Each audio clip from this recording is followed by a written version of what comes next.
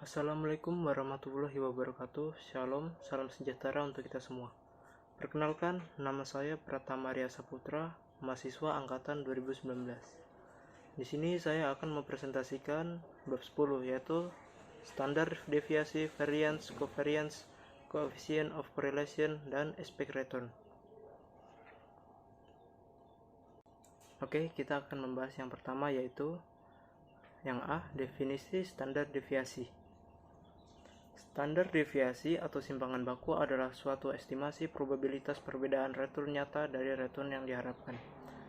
Adapun menurut Erjeshok, standard deviation atau deviasi standar adalah ukuran tingkat variasi nilai probabilitas individual dari rata-rata distribusi. Di sisi lain, Ridwan dan Akdon mengatakan standard deviation atau simpangan baku ialah suatu nilai yang menunjukkan tingkat derajat variasi kelompok atau ukuran standar penyimpangan dari rantainya. Berikut yang B, definisi variance. Variance atau variance adalah kuadrat dari simpangan baku. Fungsinya untuk mengetahui tingkat penyebaran atau variasi data. Ada beberapa definisi yang menjelaskan tentang variance yang dapat kita lihat di bawah ini. Yang pertama, dalam statistik, ukuran penyerapan dari penyebaran probabilitas, hal ini merupakan pangkat 2 deviasi standar. Yang kedua, selisih pendapatan biaya dan keuntungan terhadap jumlah yang direncanakan, salah satu tahap yang sangat penting dari tanggung jawab akuntansi adalah membuat standar biaya, pendapatan, dan keuntungan, serta membuat kinerja dengan membandingkan banyak sebenarnya dengan banyak standar. Yang ketiga, selisih statistik.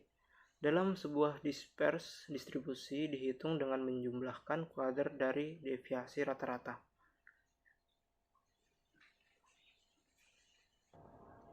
Oke, berikut yang C, definisi covariance. Covariance artinya penggabungan antara X dan Y. Nilai dari variabel X dan nilai dari variabel Y akan dilihat pergerakannya, apakah bergerak ke arah positif atau negatif. Berikut D, definisi coefficient of correlation. Coefficient of correlation adalah ukuran penyebaran relatif atau risiko relatif. Artinya, semakin besar coefficient of correlation, maka semakin besar sebaran risiko yang terjadi. Dan begitu pula sebaliknya, jika coefficient of correlation semakin kecil, maka risiko juga semakin kecil. Berikut yang E, definisi expect return.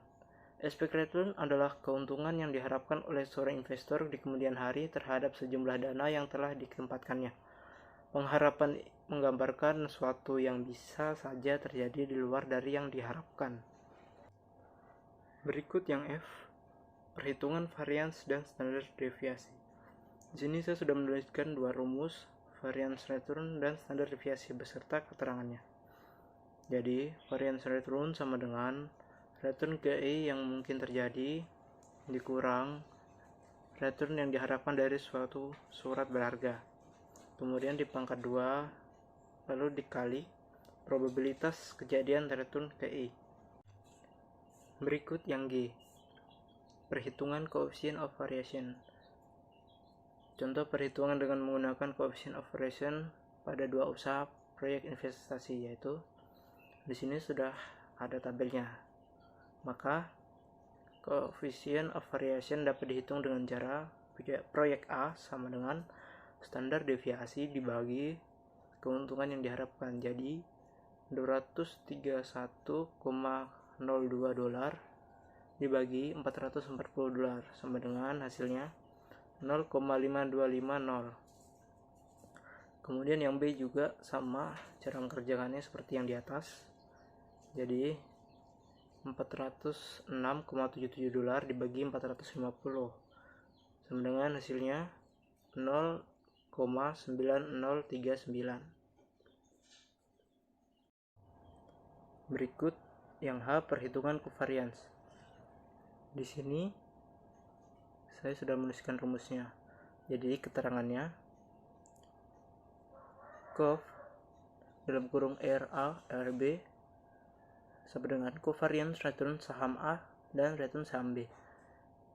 RAI sama dengan return saham A, RBI sama dengan return saham B, E dalam kurung RA sama dengan expect return saham A, kemudian E dalam kurung RB sama dengan expect return saham B, PRI sama dengan probabilitas terjadinya masa depan untuk kondisi ke E.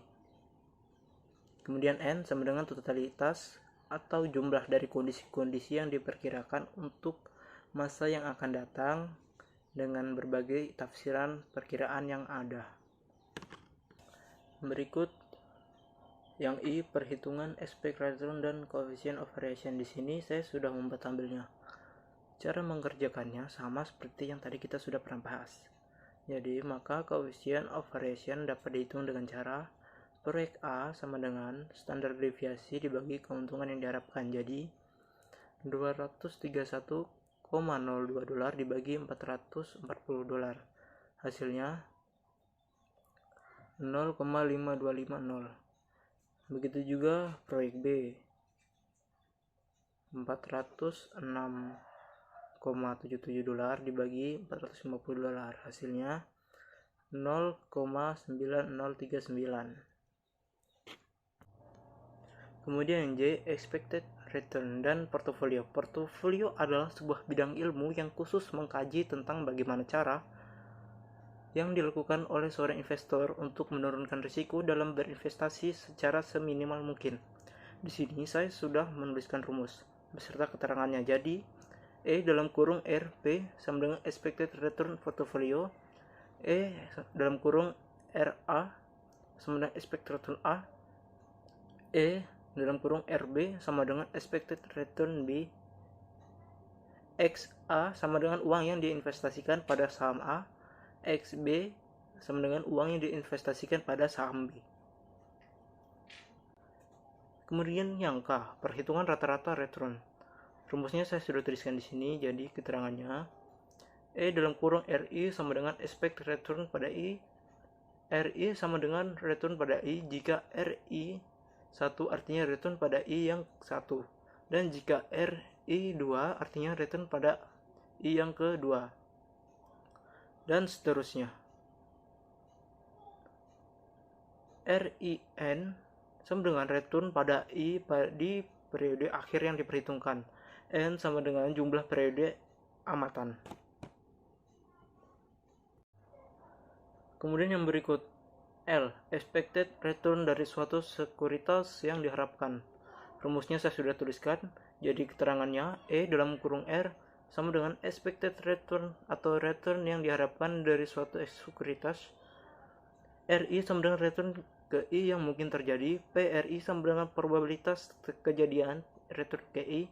N sama dengan banyaknya return yang mungkin terjadi. Kemudian berikut yang M, perhitungan dengan mempergunakan expected return, standar deviasi, dan coefficient of variation.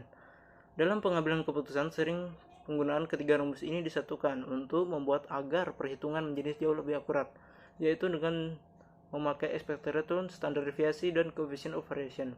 Salah satu tujuan penggabungan perhitungan seperti ini untuk memberi keyakinan lebih secara psikologis kepada pihak pengambil keputusan, karena perhitungan secara lebih kompleks. Berikut yang N, dana pinjaman dan expected return. Expected return atau keuntungan yang diharapkan merupakan gambaran keinginan dari seorang investor dalam memperhitungkan return investasi dan besarnya probability yang mungkin akan timbul, di mana setelah diperhitungkan mungkin saja terjadi defisinya adalah terlalu besar sehingga dianggap tidak tepat atau tidak sesuai. Kemudian yang terakhir, yaitu di bagian O, pergerakan aset pada risiko yang semakin tinggi. Dalam kondisi pasar yang berisiko, aset akan bergerak ke posisi yang semakin lama semakin tinggi risiko. Kondisi ini sangat tidak menguntungkan bagi pebisnis karena nilai aset yang dimiliki seharusnya semakin tinggi, namun malah semakin rendah dan jauh lebih berdampak return yang akan diterima. Mungkin itu saja yang bisa dapat saya sampaikan untuk presentasi dari bab 10. Kurang dan lebihnya mohon dimaafkan. Wabillahi taufiq wal hidayah. Wassalamualaikum warahmatullahi wabarakatuh. Salam sejahtera untuk kita semua.